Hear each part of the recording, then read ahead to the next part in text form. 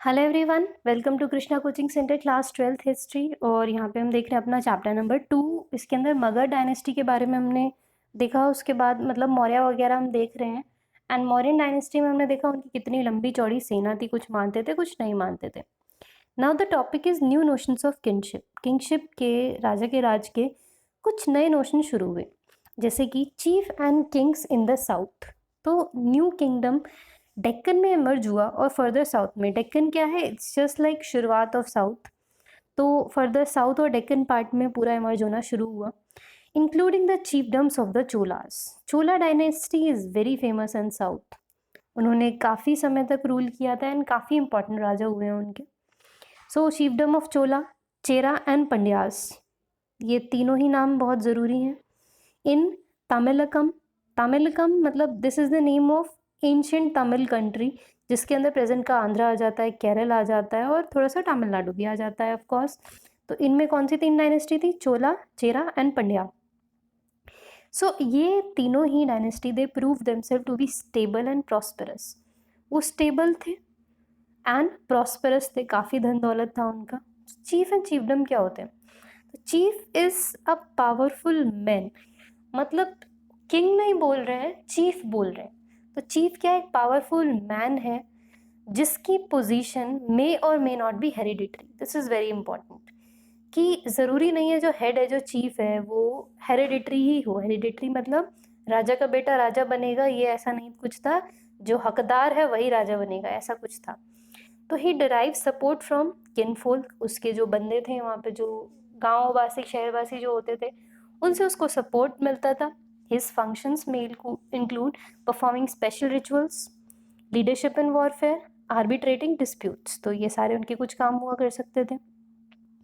He receive gifts from subordinate, उसको दूसरे लोग गिफ्ट भी दिया करते थे जो उसके नीचे काम करते थे। अनलाइक किंग जो कि टैक्सेस कलेक्ट करते थे, तो टैक्स नहीं लेते थे, गिफ्ट लेते थे।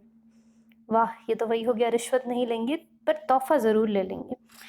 And often distributes these amongst his supporters, तो जो उनको गिफ्ट मिलता था वो अपने सपोर्टर में उन्हें बांट देते थे। Generally there are no regular armies, कोई रेगुलर आर्मीज जनरली नहीं होती थी। एंड ऑफिशियल्स इन चीफडम्स, सो चीफडम जहाँ पे चीफ का राज होता था वहाँ पे जनरली आर्मी एंड ऑफिशियल्स नहीं देखने को मिलते। So we know about these states from a variety of sources. इन स्टेट के बारे में हमें बहुत सारे सोर्सेज से पता चलता है, not just one. For example early Tamil Sangam text, वो हमें बताता है जिसमें कई सारी पोयम है जो कि डिस्क्राइब करें चीफ को and the way in which they acquired and distributed resources. तो तमिल में जो संगम टेक्स्ट्स हैं, हमको वहाँ से इनके बारे में जानकारी प्राप्त होती है। Many chief and king, including the Satavahanas, who ruled over a part of western and central India, and the Shakas, a people of Central Asian origin who established kingdom of northwestern and western part of subcontinent, derived revenue from a long distance trade. अब कुछ और सबूत भी मिलते हैं, जैसे बहुत सारे चीफ और किंग्स थे, जैसे कि इसमें एग्जांपल दे रखा है सतवाहनास की। सतवाहनास वाज डिफरेंट, मतलब जैसे चोला टाइप के थे, उनका भी सतवाहना का भी अपना एम्पायर था। तो वो क्या करते थे, वो वेस्टर्न और सेंट्रल एरिया में रूल किए।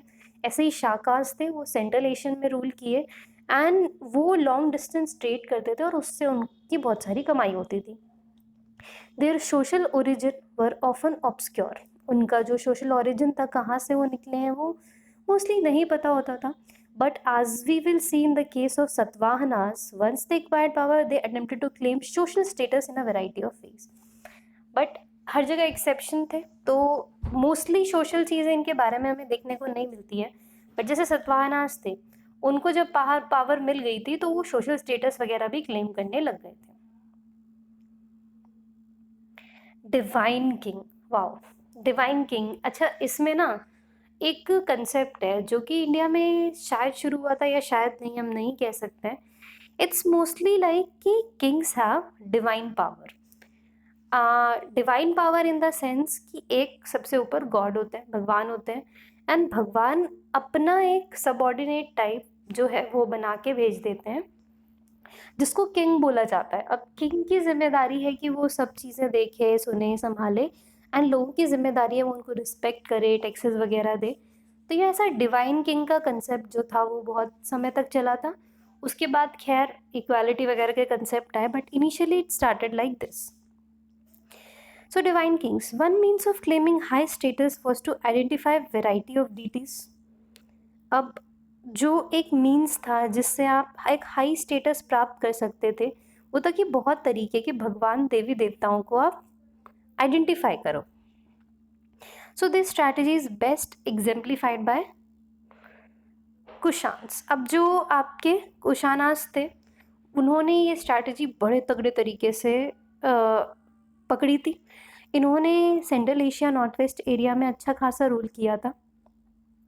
So their history has been reconstructed from inscription and textual traditions. तो जो ये कुशानास थे, इनके बारे में हमें जानकारी प्राप्त होती है बहुत सारे इंस्क्रिप्शन से, टेक्स्ट से.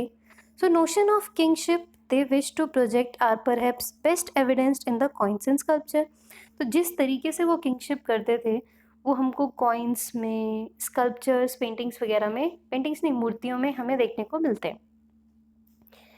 So colossal statues of Kushan rulers have been found installed in the shrine at Mat near the Mathura. तो कुछ बहुत बढ़िया बढ़िया स्टैचू जो हैं वो कुशाना रूलर के, वो हमको मठ में देखने को मिलते हैं, मथुरा उत्तर प्रदेश में. सिमिलर स्टैचूज हमको अफगानिस्तान में देखने को मिलते हैं. कुछ हिस्टोरियंस फील करते हैं कि जो कुशान्स थे वो अपने आप को भगवान जैसा समझते थे. दे like considered themselves to be godlike.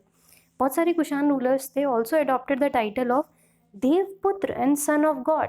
तो कुशाना रूलर्स ने अपने आप को कई जगह डिक्लेयर कर दिया था कि हम तो भगवान के बच्चे हैं, देवपुत्र हैं.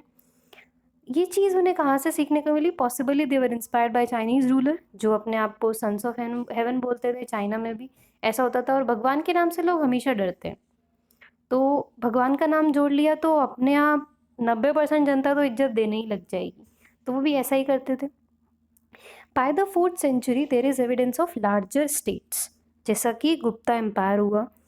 And many of these dependent on samantas. Samantas कौन थे? जो वो ऐसे मैन होते थे जो मेंटेन करते थे अपने आप को through local resources including control over land. तो लैंड वगैरह पे, रिसोर्सेज पे कंट्रोल करके वो अपना सारा काम धंधा चलाते थे.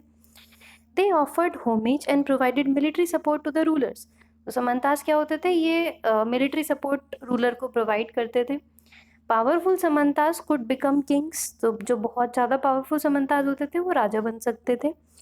कन्वर्सली जो वीक रूलर थे वो they might find themselves being reduced to position of subordination.